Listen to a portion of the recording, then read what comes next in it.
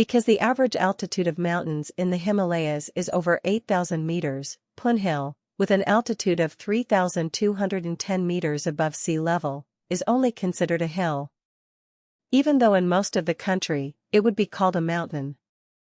That height means another 457 meters to the peak of Semeru and another 566 meters to the summit of Rinjani in Indonesia. The Poon Hill trekking route is relatively safe. The risk of getting AMS is small. The track is moderate. It is an easy route for trekking lovers or local people. But for others, it may be different. From Pokhara bus station, I took a local bus bound for Prithvichauk. After that, I took another local bus to Baglung Bus Park, then took another bus to Nepal. The total bus trip takes about 2 hours through the mountain route. The bus fare is 200 rupees. I found out that the official rate in 2017 was only 100 rupees. I am an amateur climber but often trekking in Indonesia, including when it rains. As much as possible, I did physical exercise before going to Nepal by trying to swim, going up and down stairs, and walking a lot. Still, a mountain is a mountain. After a 2-hour bus ride, I walked for 4 hours from Nepal to Tikethunga. More people were to take the jeep to Hill, but I didn't know where the stops were. Besides, it feels like I am cheating, anyway. I brought a map available from the Tim's checkpoint. Only the map and local people who occasionally pass the route guide. It's like a high-level trail finder game. Think of it as a treasure hunt.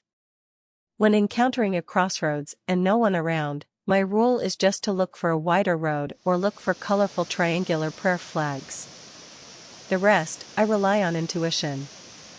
Hill is a beautiful village with waterfalls thousands of meters visible in the distance, green rice fields, and clear rivers between the mountains.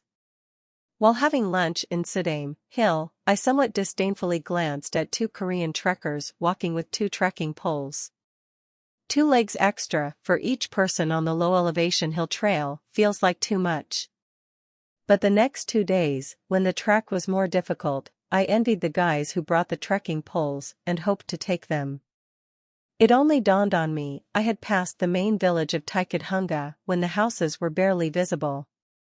So as I was passing through the woods and seeing the first house I came across, I spent the night there. The Nepalese government has made price uniformity in trekking routes. Not only the prices, but the menu is also the same in every tea house. Tea houses are the houses of residents who provide rooms for rent. The price for lodging is 300 rupees per night for a single room.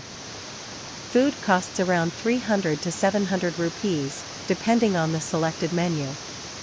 Not including hot water for bathing or mineral water. To facilitate calculations, provide about $15 to $20 per night for trekking accommodation. One more thing, you cannot bid for the prices. They have even written this in the tracking brochure made by the government. I made a big mistake. I was rushing to leave Pokhara, so I didn't take money at an international ATM. When paying for my accommodation, food, and the hot water I used, I realized that my rupees were no longer enough to pay for the night's accommodation. I asked the owner's daughter if I should return to Nepal's ATM, but she said the ATMs in Nepal were only ATMs of local Nepalese banks. I have enough money, but not in the correct currency. When your cash is rejected as a payment, it's the same as you have no money. The daughter's owner advised me to continue my journey and asked the local people I met to accept payment in my currencies. She convinced me that Nepalese people are kind and helpful. The second day of trekking is the toughest. From the Sanker guest house where I stayed, I headed to a small forest, crossed 2 bridges and local houses. From Tikethunga to Ulari, the path is winding stairs. I was still going through it with joy. But after 1.5 hours and the road is still going uphill, I'm starting upset. Alone through the dense forest, rain, and fog, while carrying a heavy backpack, made me curse myself. I have no other choice but to advance step by step. I met a family from Singapore with their guide and chatted briefly, then I continued. After walking for 6 hours, I finally found a tea house under construction in Nagathanti. At least I met another human. His name is Arun Fun. Arun gave me salt to clean the leeches in my body and hot milk tea. When I told him about my currency problem, he suggested meeting the tourist police at the Gorfani checkpoint. The forest was getting darker as I continued. It feels scary. There weren't any other people, but there was a water pipe to refill my bottles. Finally, after about 7.5 hours of walking, I arrived at Gorfani. I report to the checkpoint. The tourist police officer showed the way to the residence inn with a money changer. But I can't exchange money at Gorfani because my money is neither dollars nor euros. The police officer conferred with his friends. I wait and pray.